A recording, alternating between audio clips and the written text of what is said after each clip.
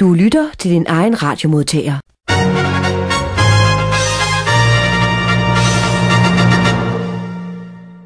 Velkommen her til aftens styrtresumé fra de olympiske vinterlege i Sarajevo. Og selvom legene dagen igennem har været præget af uheld, styrt og kiks, er tabslisten desværre på nærmest mirakuløs vis ikke blevet forøget i dag.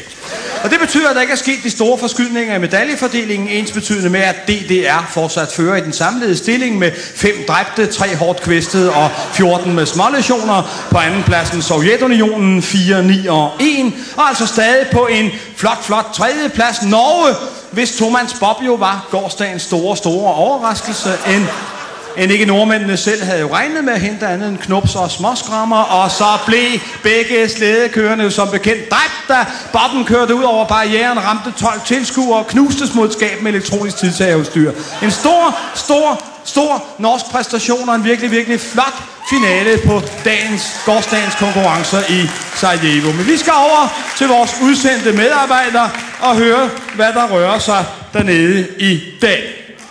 Velkommen her til et af højdepunkterne ved herrenes 300 meter skidrop, der afvikledes i eftermiddags, og som desværre gik for uroligende godt for langt de fleste deltagere. Stort set kun småkiks med overfladiske knups til følge. Meget udspændende og alt i alt en temmelig dårlig reklame for skidrop. Og karaktererne for den underholdningsmæssige værdi lå der også hele tiden derefter, indtil vi nåede frem til nummer 47 her. Det er russeren Yaskagidskaya. Og se så godt efter. Allerede der taber han den ene ski og kommer ud af balance. Men nedad går det jo her på hopbakken, og så går han i luften.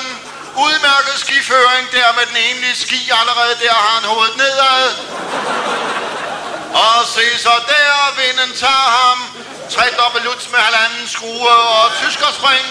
Han er ude over banen, han er på vej ned i halmballerne uden for banen, han er forbi halmballerne, og der slår han så ned, skråt på ryggen i stoltrådshegnet med omkring 90 kilometers fart, og 5 hegnspæle tror jeg, han når at rive op på sin glidetur, selvom det er svært at se herfra i hvirvlen af sne, trådnet og fragmenter af den itubrevne skidragt.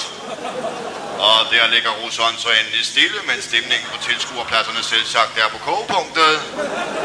Samaritterne løber til den tro, at han er færdig med at optræde.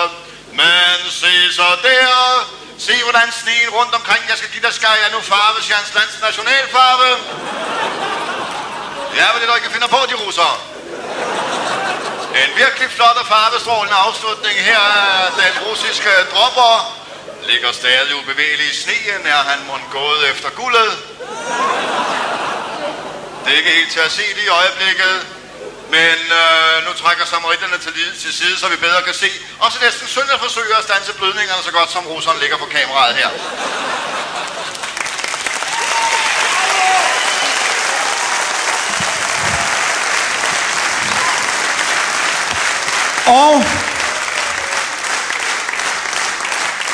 Og vi skal se det hele gentaget i slow motion, og som så vanligt har vi en ekspert i studiet, der vil hjælpe os alle sammen med at finde ud af, hvad det egentlig er, der sker. Velkommen til chefvisitator på Hvidovre Hospital Skadestue, Dr. Med Bøje Brudskov. Og Bøje, hvis vi følger lidt med på monitoren her, hvad er det så egentlig, der foregår? Ja, det første vi bemærker, det er jo, at russeren allerede fra start satte så meget hårdt ved faktisk kun at starte med 1 ski på. Som vi ser det her i den langsomme gengivelse, så er det jo hans sekundant, der smiger den anden ski bagefter ham, således som han jo skal gøre det efter de internationale regler for at undgå diskvalifikation. Og showman er der jo virkelig i russeren. Prøv at se der, hvordan han både når at gøre sig skiller og klø sig i nakken, samtidig han kæmper for at holde balancen. Det. Ja, hvis du vil høre min helt personlige mening om det der... Det vil jeg da gerne.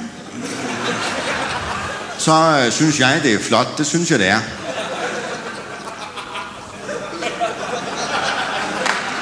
Flot. Ja, det er nok meget dækkende. Jeg synes, det for mig ser ud, som om han på et tidspunkt forsøger at komme ud over siden på dropbakken, men det lykkes altså ikke for ham. Og prøv så at se der. Nej, der går han så i luften og rundt, som vi ser, og hvis vi lige prøver at stoppe billedet der. Prøv lige at stoppe billedet der. Jeg lige derefter den første pirouette. Allerede der tror jeg, det lykkes ham at rive sin højre skulder af læge. Ja, ellers så kan han da aldrig få armen i den position der, nærmest som efter et førergreb. Og prøv gang at se, det er en virkelig lækker detalje, før han går ind i den tredobbelte lut. Se, hvordan han svipper den enlige ski lige op i ansigtet.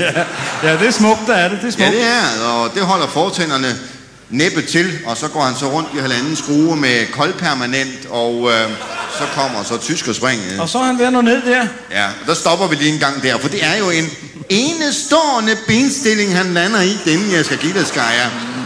Læg specielt mærke til dem, for jeg vil nemlig sværge på, at begge ben er brækkede, selvom vi jo ganske vist ikke har set ham brække under selve droppet.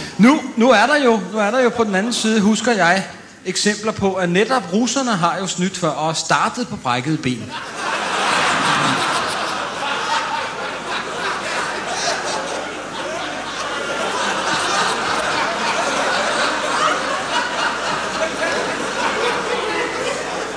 Ja, det er fuldstændig rigtigt, men så tror jeg ikke, han havde holdt sig oprejst så længe på tilløbet.